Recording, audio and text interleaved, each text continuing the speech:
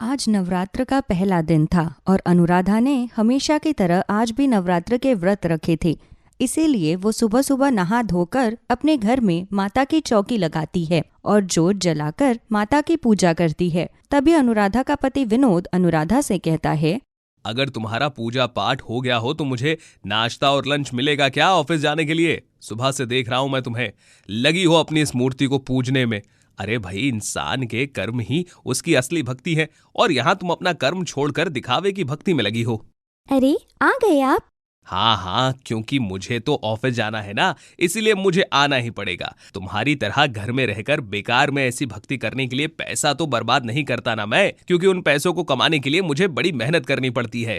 अरे आप चिंता मत कीजिए, मैंने सब कुछ तैयार कर दिया है। बस 5 मिनट दीजिए, मैं अभी आपके लिए नाश्ता और लंच लेकर आती हूँ। जल्दी जल्दी पूजा निपटाकर अनुराधा अपने पति विनोद के लिए लंच पैक करती है, जिसके बाद विनोद अपना लंच लेकर ऑफिस चला जाता है। ऑफिस जाने के करीबन दोपहर 2 बजे विनोद का लंच होता है और विनोद अपने दोस्तों के साथ लंच करने के लिए जाता है। तभी लंच देखकर विनोद को अपनी पत्नी अनुराधा पर गुस्सा आता है और वो तुरंत अनुराधा को कॉल करता है। ये सब क्या है अनुराधा? तुम्हें पता है ना मुझे खाने में लहसुन प्याज का टेस्ट कितना पसंद है, फिर तुमने इसमें लहसुन प्याज क्यों नहीं डाला? अरे वो नवरात्रि चल रही है ना, तो नवरात्रि के दिनों में लहसुन प्याज का परहेज किया जाता है, इसलिए मैं 9 दिन तक लहसुन प्याज का इस्तेमाल नहीं करूंगी। किससे पूछकर तुमने ये सब किया? और तुमसे मैंने कहा है ना कि मुझे ये सब ड्रामा बिल्कुल भी पसंद नहीं है, तो फिर तुम क्यों बार बार मुझे गुस्सा करने का मौका देती हो? अरे मैं तुम्हारी तरह दिन भर घर में बैठकर मूर्ति पूजन नहीं करता। यहाँ मुझे 8 से 9 घंटे मेहनत करनी पड़ती है, और अगर ऐसे ही खाना बनाना है तो साफ साफ बोल दो, मैं अपने लिए कोई दूसरा इंतजाम कर लूंगा खाने का। अरे आप भी ना इतनी छोटी छोटी बातों पर गुस्सा होने लगते हैं। अरे बस 9 दिन की बात है, 9 दिन में क्या चला जाएगा आपका? चाहे 9 दिन हो या 9 मिनट हो, उस घर में जो होगा वो मेरी मर्जी के हिसाब से होगा, इसीलिए आगे से ध्यान रहे, वरना मुझे मजबूरन वो करना पड़ेगा जो मैंने कभी सोचा भी नहीं। इतना कहकर विनोद गुस्से में फोन कट कर देता है, जिस वजह से अनुराधा का मन बहुत उदास हो जाता है। तभी वहाँ पर अनुराधा की सास विमला आती है और विमला अपनी बहू से कहती है, क्या बात है, क्यों मुंह लटका कर यहाँ बैठी हैं? क्या बताऊँ सासू माँ, ये है कि हर छोटी छोटी बात पर मुझ पर इतना गुस्सा करते हैं कि पूछो मत। अब आप तो जानती हो ना कि नवरात्रि में लहसुन प्याज का परहेज किया जाता है, और ये है कि नवरात्रि में भी लहसुन प्याज खाने को करते हैं। बस इसी बात पर मुझे गुस्सा आता है। हाँ तो नवरात्रि करे तू और व्रत रखे तू और परहेज करे मेरा बेटा। तुझे मैंने कितनी बार समझाया है कि अपना ये दिखावा अपने मायके में ही किया कर। यहाँ किसी को भी पूजा पाठ या नवरात्र से कोई लेना देना नहीं है, इसलिए आगे से मेरे बेटे को परेशान करने का मौका मत देना, वरना तुझे तो पता ही है कि वो कितना गुस्से वाला है। विमला भी अपने बेटे का पक्ष लेकर अपनी बहू को सुनाने लगती है। इसी तरह से एक बार फिर से रात को विमला और विनोद खाना खाने के लिए बैठते हैं। तभी अनुराधा भूखी प्यासी अपनी सास और पति दोनों के लिए गर्मा गर्म खाना लगाती है। खाना देखकर फिर से विनोद को गुस्सा आता है और वो कहता है, मतलब तुम्हें चाहे कितना भी समझा लो, लेकिन तुम हो कि अपनी हरकतों से बाज नहीं आने वाली। फिर से तुमने खाने में लहसुन प्याज नहीं डाला। तुम्हें पता है ना, बिना लहसुन प्याज के मुझे खाने में स्वाद नहीं आता। अरे बेटा, पता नहीं क्या सीख कर आई है ये अपने मायके से, बार बार वही काम करेगी जिस काम के लिए हम इसे मना करते हैं।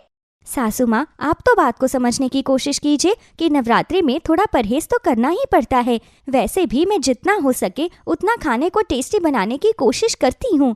भगवान के लिए हम पर इतना बड़ा एहसान मत करो कि तुम हमारे लिए खाने को टेस्टी बनाने की कोशिश करती हो। हाँ, तू बिल्कुल ठीक कह रहा है विनोद, और मैं तो कहती हूँ कि जब तक इसका ड्रामा नहीं खत्म हो जाता तब तक हम दोनों माँ बेटे बाहर से ही खाना खा लेंगे।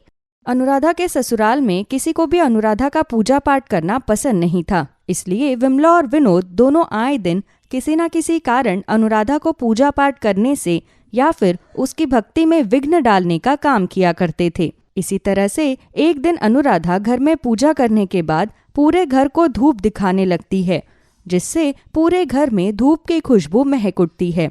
जिसके बाद विनोद और विमला दोनों जानबूझकर अनुराधा पर गुस्सा करते हैं और कहते हैं, हे भगवान, कभी कभी तो लगता है कि मेरी बहू हम सबको जान से मारने के लिए आई है ससुराल में।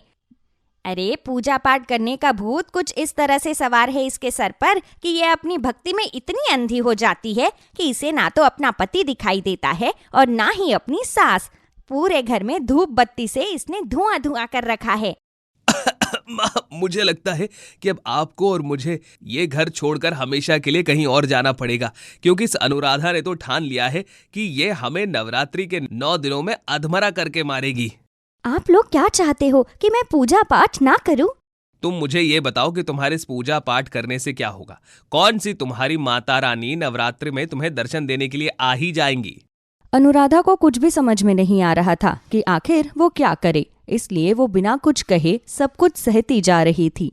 और इसी तरह से देखते ही देखते नवरात्र का छठा दिन शुरू हो जाता है और छठवें दिन अनुराधा नहा धोकर मंदिर जाती है और पूजा करती है। तो वहीं दूसरी तरफ विमला विनोद के कान भरते हुए कहती है, देख लिया बेटा, घर का सारा काम छोड़कर महारानी गई है पूजा करने। अरे इसे ना तो मेरी बातों का कोई फर्क पड़ता है और ना ही तेरी बात का। कोई बात नहीं माँ, तुम चिंता मत करो, आज आने दो इसे घर, आज फैसला हो ही जाएगा।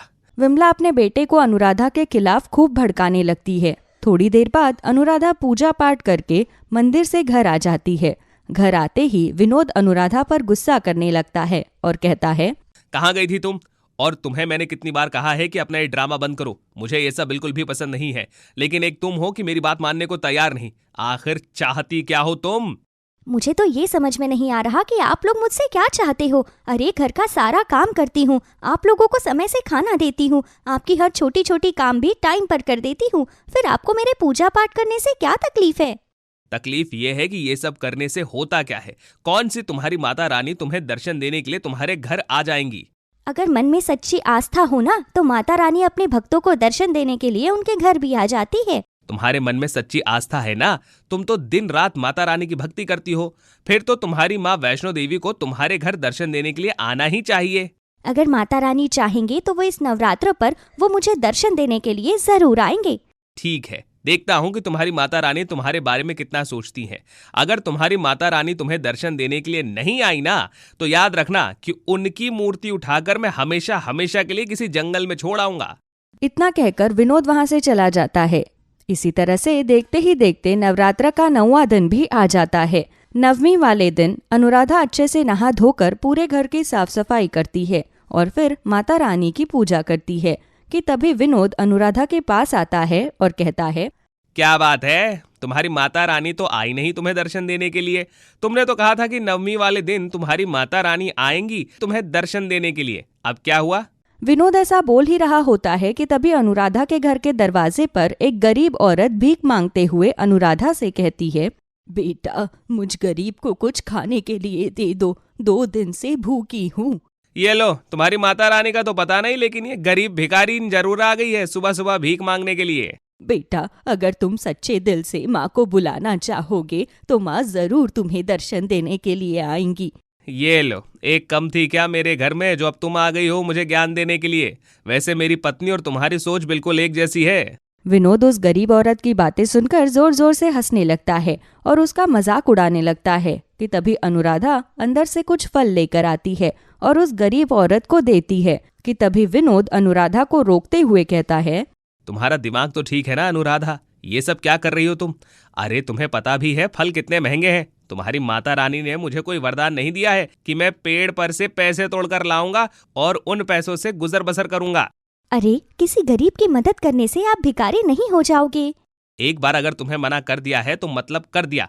इस गरीब औरत को कुछ भी देने की जरूरत नहीं है, ये भी बहुत ज्ञान दे रही थी ना मुझे, तो जाकर अपनी माता रानी से मांग ले। विनोद अहंकार में आकर अनुराधा और गरीब औरत का मजाक बनाने लगता है। तो वहीं वो गरीब औरत तुरंत माँ वैष्णो देवी का रूप ले लेती है। अपनी आंखों के सामने माँ वैष्णो देवी को देखकर विनोद हक्का बक्का रह जाता है। माँ आप, मुझे पता था आप मुझे दर्शन देने जरूर आओगी। देख लिया आपने कि एक सच्चे भक्त की भक्ति में कितनी शक्ति होती है। अरे आपको जितना मेरा मजाक बनाना था आपने बना लिया, लेकिन अब मैं आपको अपनी भक्ति का और अपनी माँ का मजाक बनाने नहीं दूंगी। माँ मुझे माफ कर दीजिए, अनजाने में मैंने आपको बहुत कुछ बोल दिया, पर अपनी आंखों के सामने आपको देखकर मुझे तो विश्वास ही नहीं हो रहा कि मुझ जैसा पापी इंसान भी आपको देख पा रहा है।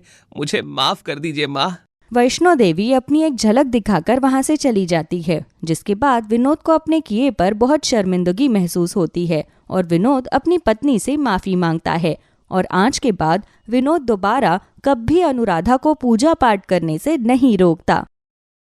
गौरी की शादी को 4 साल हो चुके थे और अब तक गौरी की कोई संतान नहीं थी। काफी सारे मेडिकल ट्रीटमेंट करवाने के बाद गौरी को पता चल जाता है कि वो कभी मां नहीं बन सकती है। और ये खबर सुनकर गौरी और महेश के सिर पर तो मानो जैसे दुखों का पहाड़ ही टूट जाता है। वो दोनों पति पत्नी हाथ में अपनी मेडिकल रिपोर्ट्स और आंख में आंसू लिए घर आते हैं। घर आते ही गौरी की सास सुधा कहती है, क्या हुआ गौरी, क्या कहा डॉक्टर ने, कुछ उम्मीद है क्या? माँ जी, मुझे माफ कर दो, मैं आपको दादी बनने का सुख नहीं दे सकती। डॉक्टर ने साफ साफ कह दिया है कि मैं कभी माँ नहीं बन सकती हूँ। आप चाहो तो इनकी कहीं दूसरी शादी कर दो, क्योंकि मैं आपको बच्चे का सुख नहीं दे सकती हूँ। क्या कहा तूने? तू कभी माँ नहीं बन सकती है? हे भगवान, अगर मुझे पहले पता होता तो मैं कभी तुझे इस घर की बहू बनाती ही नहीं। महेश, इस लड़की को इसके घर छोड़कर आ, मैं तेरी दूसरी शादी करवाऊंगी। अरे पता नहीं कहाँ से हमारी किस्मत में ऐसी बांझ लिखी थी। माँ, अगर दूसरी शादी करने के बाद भी मैं बाप नहीं बन पाया तो क्या गारंटी है कि दूसरी शादी करने के बाद हमारे घर में बच्चा होगा ही? महेश, ऐसा मत बोल। तू तो जानता है ना कि मेरे कितने अरमान हैं कि मैं दादी बनूं इस घर में, मुझे कोई दादी पुकार कर बुलाने वाला हो। पर तेरी बीवी तो मुझे ये सुख दे ही नहीं सकती है। तो क्या फायदा इस औरत का यहाँ पर? इसे भगा यहाँ से। माँ, हालात को समझने की कोशिश करो। जैसे आप एक औरत हो, वैसे ही गौरी भी एक औरत है। किसी भी औरत को ये मालूम नहीं होता कि वो भविष्य में कभी माँ बनेगी भी या नहीं। ठीक वैसे ही गौरी को भी क्या पता था, और जो किस्मत में लिखा होता है हम उसे बदल नहीं सकते हैं। आज मुझे ऐसा लग रहा है जैसे अब तू भी मेरे हाथ से गया। तू भी अपनी बीवी का ही पक्ष ले रहा है। माँ, बात पक्ष लेने की नहीं है, बात है स्थिति को समझने की। अगर गौरी की जगह मेरी खुद की बहन काजल होती तो। अरे महेश, तू काजल की तुलना अपनी इस बांझ बीवी से मत कर। अरे काजल का एक बहुत प्यारा सा बच्चा भी है। शादी के 1 साल बाद ही मेरी काजल माँ बन गई थी, पर तेरी बीवी तो बांझ है, बांझ। माँ खबरदार, जो आपने दोबारा गौरी को बांझ कहा तो। महेश की बातों से सुधा का मुंह बंद हो जाता है। महेश अपनी आंख में आंसू लिए अपने कमरे में चला जाता है। यूं ही कुछ दिन बीतते जाते हैं और कुछ दिन बाद महेश की बहन काजल अपने 2 साल के बेटे को लेकर अपने मायके आती है। अपनी बेटी को देखकर सुधा बहुत खुश होती है। अरे काजल, आ गई तू? आजा मेरी बच्ची, आओ मेरा प्यारा सा नाती। अपने नाती को देखकर मेरा मन बहुत खुश हो जाता है। माँ, भाभी कहाँ है और उनकी रिपोर्ट में क्या आया? सब ठीक तो है ना? अरे काजल, रिपोर्ट की बात करके तो तूने मेरा मूड ही खराब कर दिया। अरे क्या बताऊं मैं तुझे, तेरी भाभी बांझ है, बांझ। अरे वो कभी भी माँ नहीं बन सकती। मैंने तो तेरे भाई से बोला कि वो दूसरी शादी कर ले, पर तेरे भाई के ऊपर तो इस लड़की का भूत सवार है। माँ, भैया ने बिल्कुल ठीक कहा। अरे कम से कम भाभी के बारे में तो सोचो। हर औरत का सपना होता है कि वो माँ बने, और इस वक्त भाभी के ऊपर क्या बीत रही होगी ये तो भाभी ही जानती है। रुको, मैं अभी भाभी को अपना मुन्ना देकर आती हूँ। महेश की तरह काजल भी बहुत समझदार थी। वो अपना बच्चा लेकर सीधा गौरी के कमरे में जाती है और वो देखती है कि गौरी उदास परेशान अपने कमरे में बैठी हुई होती है। अरे भाभी, तुम यहाँ क्या कर रही हो? देखो, मेरा मुन्ना कब से तुम्हें ढूंढ रहा है। अरे वाह, मेरा राजकुमार आ गया। काजल, तुम बैठो, मैं सबसे पहले तुम्हारे लिए नाश्ता लेकर आती हूँ, उसके बाद मैं आराम से मुन्ने को खिलाऊंगी। अरे भाभी, ये नाश्ता पानी होता रहेगा, पहले इधर आओ, बैठो, मुझे तुमसे कुछ जरूरी बात करनी है। देखो, माँ ने मुझे बताया कि डॉक्टर ने कहा है कि आप कभी भी माँ नहीं बन सकती हो, पर भाभी, हर असंभव चीज को भगवान की भक्ति से संभव बनाया जा सकता है। आपको पता है, मेरे ससुराल के पड़ोस में एक सपना नाम की औरत है और उसका हाल भी आपके जैसा ही था, लेकिन उसने सच्चे मन से माँ लक्ष्मी की भक्ति की और देखो, 1 साल के अंदर अंदर उसकी गोद भी भर गई। मेरी बात मानो तो तुम भी लक्ष्मी माता की भक्ति करना शुरू कर दो। क्या पता माँ लक्ष्मी कोई चमत्कार दिखाए। काजल, संतान सुख प्राप्ति के लिए मैं सब कुछ करने के लिए तैयार हूँ, बस मेरी गोद हरी हो जाए। तुम तो अच्छे से जानती हो, जब तक एक औरत माँ ना बन जाए तब तक उसका जीवन अधूरा है। तुम्हें पता है, मुझे ना बच्चे की कमी बहुत महसूस होती है। ये कहकर गौरी फूट फूट कर रोने लगती है। तभी सुधा वहां आती है। सुधा गौरी और काजल की सारी बातें सुन लेती है और कहीं ना कहीं अपनी बहू की ये हालत देखकर सुधा की आंखों में भी आंसू आ जाते हैं। गौरी, काजल बिल्कुल ठीक कह रही है। भक्ति में बहुत शक्ति होती है। एक बार तू माँ लक्ष्मी की सच्चे मन से भक्ति आराधना करके देख, क्या पता माता लक्ष्मी तेरी गोद हरी कर दे। गौरी अपने मन में माता लक्ष्मी की आस्था और उम्मीद लिए अपने घर पर माता लक्ष्मी जी की एक मूर्ति को घर के मंदिर में स्थापित करती है और माँ का साज श्रृंगार करके उनकी पूजा करती है। गौरी रोज माँ लक्ष्मी को ताज़े फूल चढ़ाया करती थी और ताज़े फूल लेने के लिए गौरी घर से दूर एक बगीचे में जाती थी। एक सुबह गौरी फूल तोड़ने के लिए बगीचे में जाती है। तभी उसकी मुलाकात एक बूढ़ी औरत से होती है। वो बूढ़ी औरत भी फूल तोड़ रही होती है। बेटा, मैं देख रही हूँ तो पिछले कई दिनों से इस बगीचे में फूल तोड़ने के लिए आती है। लगता है तुम लक्ष्मी माता की बहुत बड़ी भक्त हो। सच बताऊं अम्मा, तो पहले मैं पूजा पाठ में इतना विश्वास नहीं करती थी, पर अब मेरे मन में माँ लक्ष्मी को लेकर बहुत विश्वास और आस्था है। मुझे उम्मीद है कि माँ लक्ष्मी मेरी पुकार जरूर सुनेगी। अच्छा, तो क्या चाहती हो तुम? मेरी शादी को कई साल हो चुके हैं, पर अभी तक मैं माँ नहीं बन पाई हूँ। डॉक्टर ने भी मना कर दिया है। उनका कहना है कि मैं अब कभी माँ नहीं बन सकती हूँ और अब बस भगवान का ही सहारा है। फिर तो तुम बहुत सही जगह आई हो बेटा। तुम्हें पता है, माँ लक्ष्मी हर किसी की सुनती है। अगर तुमने सच्चे मन से माँ लक्ष्मी की भक्ति की है तो तुम्हें उसका फल जरूर मिलेगा। लेकिन उसके लिए तुम्हें अपनी भक्ति के साथ साथ कुछ और भी करना पड़ेगा। यहाँ से 10 किलोमीटर की दूरी पर एक नदी है। उस नदी में 12 दिन स्नान करने से और लक्ष्मी माता की कथा पढ़ने से तुम्हारी गोद बहुत जल्द भर जाएगी। अम्मा, मैं हर वो चीज़ करना चाहती हूँ जिससे मुझे माँ बनने का सुख प्राप्त हो। एक औरत का जीवन बिना बच्चों के अधूरा है। मुझे माँ बनना है अम्मा। बांझ के ताने सुन सुनकर मैं बहुत परेशान हो चुकी हूँ। मैंने तुम्हें जैसा बताया है तुम वैसा करो। देखना, बहुत जल्द तुम्हारी गोद हरी हो जाएगी। ये कहकर वो औरत वहाँ से चली जाती है। थोड़ी ही देर में गौरी अपने घर आती है और घर आकर माँ लक्ष्मी की पूजा करती है। पूजा करने के बाद गौरी उस औरत की बताई हुई सारी बातें अपनी सास और पति महेश को बताती है। कोई बात नहीं गौरी, हम ये भी कर लेंगे। मैं रोज सुबह तुम्हें वहां लेकर जाऊंगा। महेश रोज सुबह सुबह अपनी पत्नी को नदी में स्नान करवाने के लिए ले जाता था। गौरी सच्चे मन से नदी में स्नान करके वहीं नदी किनारे लक्ष्मी माता का पाठ पढ़ती थी और फिर घर आकर घर के मंदिर में पूजा करती थी। इस तरह से कुछ महीने बीत जाते और एक दिन गौरी की तबीयत अचानक से खराब हो जाती है।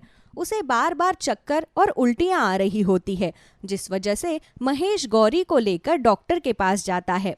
डॉक्टर गौरी का चेकअप करते हैं और चेकअप करने के बाद पता चलता है कि गौरी माँ बनने वाली है। अरे हमें तो यकीन ही नहीं हो रहा कि गौरी माँ बनने वाली है, क्योंकि सारे ट्रीटमेंट होने के बाद हमें पता चला था कि गौरी कभी माँ नहीं बन सकती। लेकिन फिर ये अचानक से ये चमत्कार कैसे हो गया, हमें तो समझ में नहीं आ रहा। शायद जो हुआ ऊपर वाले की मर्जी से ही हुआ है। हे लक्ष्मी माता, तेरा लाख लाख शुक्र है। मुझे विश्वास था कि तू मेरी गोद जरूर भरेगी और आज वो हो गया। बस अपना आशीर्वाद ऐसे ही बनाए रखना माँ। मैं अभी ये खुशखबरी माँ को देती हूँ। माँ बनने की खबर सुनकर गौरी और महेश बहुत खुश होते हैं। गौरी तुरंत अपनी सास को फोन करके ये खुशखबरी देती है और थोड़ी ही देर बाद महेश और गौरी दोनों अस्पताल से घर आ रहे होते हैं। तभी रास्ते में उन्हें माँ लक्ष्मी का मंदिर दिखाई देता है। वो दोनों पति पत्नी माँ लक्ष्मी के मंदिर में जाते हैं और पूजा करके वापस अपने घर आ जाते हैं। देखा, सही कहा है किसी ने। अगर मन में सच्ची आस्था हो तो भगवान अपने भक्तों की जरूर सुनता है। मेरी बहू ने सच्चे मन से माँ लक्ष्मी की भक्ति की है, तभी तो माँ ने बहुत जल्द मेरी बहू की गोद हरी कर दी। हाँ माँ जी, और माँ जी, मैंने सोचा है जब मेरा बच्चा इस दुनिया में आ जाएगा तब मैं माँ लक्ष्मी के नाम पर एक जागरण करवाऊंगी और आसपास के सभी लोगों को भंडारा करवाऊंगी। हाँ बेटा, तूने जैसा सोचा है वो जरूर होगा। और इस तरह से सुधा और महेश दोनों मिलकर खूब अच्छे से गौरी का ख्याल रखते हैं। देखते ही देखते गौरी का 9वां महीना लग जाता है और गौरी एक बहुत प्यारी सी बिटिया को जन्म देती है। घर में बच्चे के आ जाने से घर की रौनक और भी ज्यादा बढ़ जाती है। तो इस तरह से बांझ बहू की लक्ष्मी भक्ति से उसे संतान प्राप्ति का सुख तो मिलता ही है, साथ ही उसके परिवार को सुख समृद्धि का आशीर्वाद भी मिला।